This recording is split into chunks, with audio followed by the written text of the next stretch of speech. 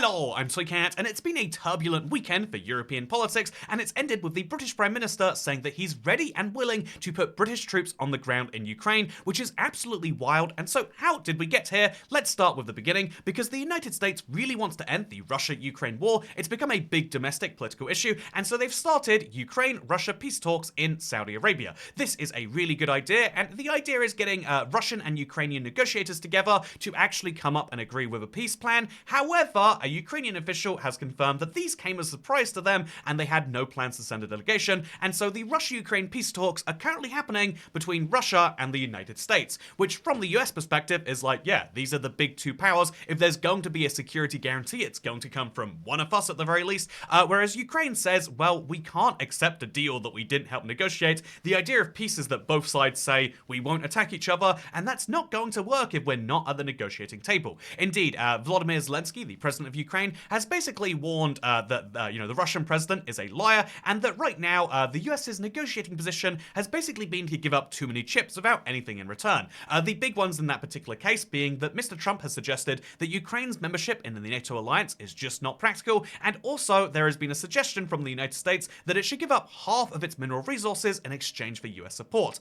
This is something the US says is a way to invest in Ukraine's future, but also to reimburse the US for the aid it's provided so far. And to be fair, the US has provided a lot of aid to Ukraine, but basically directly asking for it back in the form of resources from a country, it's something which has led to some eyebrows being turned, not just in Ukraine, but also all across Europe. And what's interesting is after Europe was excluded from these peace talks, a lot of US officials had to say, don't worry, we'll be part of the real peace talks. These are just kind of the preemptive ones, whereas we also have other officials saying, no, Europe will not be a part of the Ukraine peace talks, which is why you get a little bit confused if you're in Europe as to why exactly there is a giant negotiation happening between two countries which you don't believe to be the ones which should be involved. If you are a European leader and you're sending a lot of support to Ukraine, you believe that you should have some amount of say in what happens there, but especially that the country you're helping should too. Whereas the US and Russia are basically coming out to an agreement and saying, okay, we are both countries that could obliterate the other, and so what are our lines on when we will obliterate each other, and how do we get this war ended, because both of us probably want to do so for our domestic situation.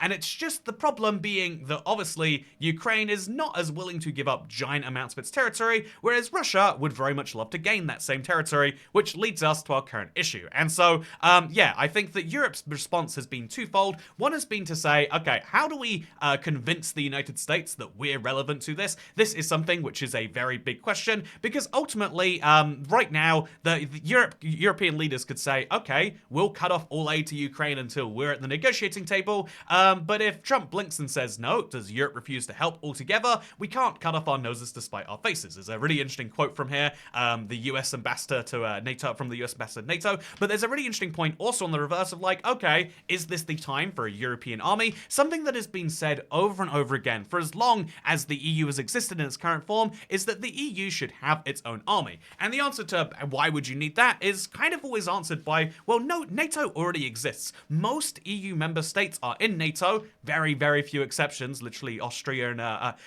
Ireland, and Cyprus over here, and also apparently Malta. But you have most of Europe is in NATO, and then NATO also has the backing of the world's largest military, that being the United States.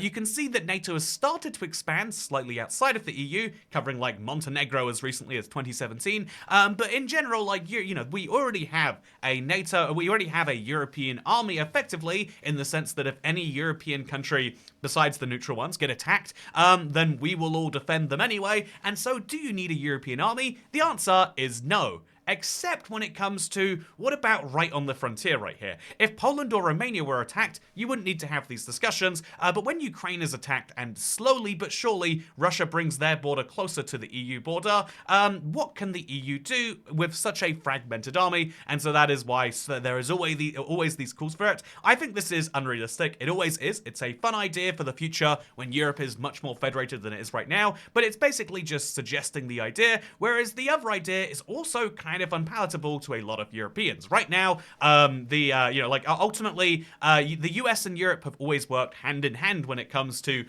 defense across this part of the world, and now we're starting to realize that, well, I guess the US is not always the most stable partner. Like I think people have mentioned many times before, the United States basically is willing to embark upon radical foreign policy changes every time there is an election there now, whereas most countries decide to keep things at least somewhat continuous. Even if you want to change the direction, you do so gradually, whereas the US is like, no, this way, that way, that way. And that presents a bit of a problem when it comes to the security of your frontier. And so, and Ukraine in particular, they're not just worried about, like, okay, who gets involved here? Because ultimately, Ukraine probably does just want peace. They ideally just want it on the right terms. And so here is the big issue, as I see it, with the negotiations. Even if Russia and the US negotiate, Europe is not involved in the slightest. Europe doesn't have an army, as I suspect is going to be true on both counts. So let's say that these negotiations go really well, and Russia and the US both work out their red lines, and so the peace negotiations happen basically along those.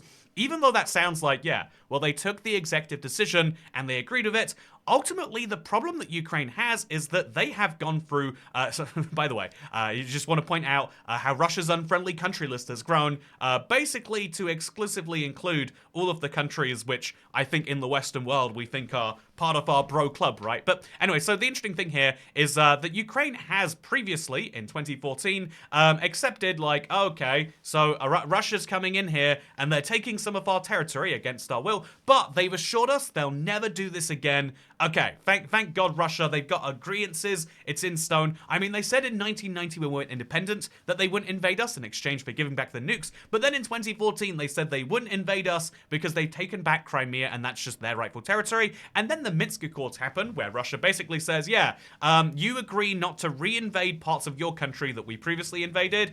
They can say as like separatist zones because we're trying to protect the Russian speakers there. And Ukraine goes, well, but they did agree, the Minsk agreements, the Minsk protocols, they have got confirmation that Russia isn't going to invade anymore. And then I don't think I need to explain what happened in the Ukrainian war, but basically, yeah, every 4 years, Ukraine is losing a little territory to Russia, and at some point you need to say, okay, what do we do about that? We need to have actual security agreements, not from Russia. Russia is clearly not to be trusted on this one. They are expansionist and continue to do, this wild behavior that is unacceptable. And so we need security guarantees, ideally from Europe. Ideally, the best one would perhaps come from NATO. But if it can't come from Europe and it's not coming from NATO, then we need the United States to say, look, you steal another inch of Ukrainian territory, we're going to step in. But from the United States perspective, they would, they're worried about the impacts of that.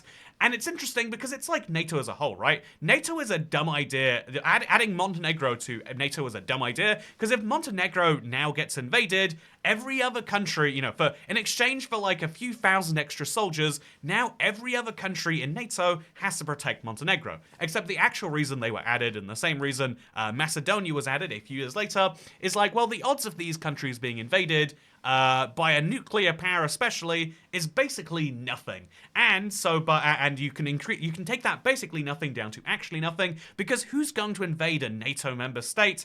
That is the logic Ukraine is looking to use, whereas the US is trying to use the first logic of, well, if Ukraine gets invaded again, we certainly don't want to get involved in that, at least not without those rare minerals. And so what do we have in Europe now? A bit of a crisis. And I think the actual ending of this crisis has basically come from the US coming out and saying, okay, we're going to agree on some peace talks, and then you are going to guarantee this future.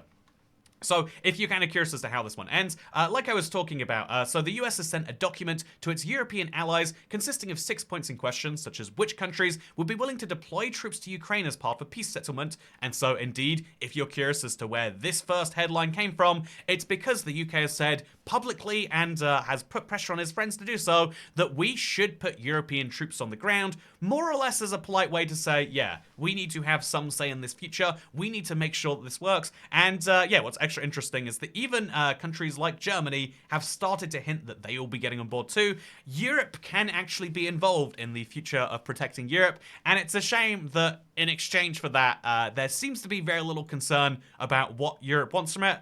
But I guess that's the issue of the political fragmentation that's happening here right now. And I think the only real endpoint to take from this is like, yeah, Russia is a very big country that still is playing politics on like 100 years ago front of like, yeah, well, when your neighbors do something you don't like, you can just invade them. But what's interesting is even though that goes against what everyone finds to be acceptable in Western democracies, it is still happening. They are still doing it. And so how do you contain a neighbor that behaves like that? And the answer is we should know. We should be very familiar with how to deal with issues that are about 100 years old at this point. But also, we seemingly have no idea, and hopefully European troops being on the ground, protecting it, is a good sign for peace and not the start of another European war that turns into a global war. Anyway, with that said, I hope you all enjoyed this video, and as always, second channel, don't care. Goodbye.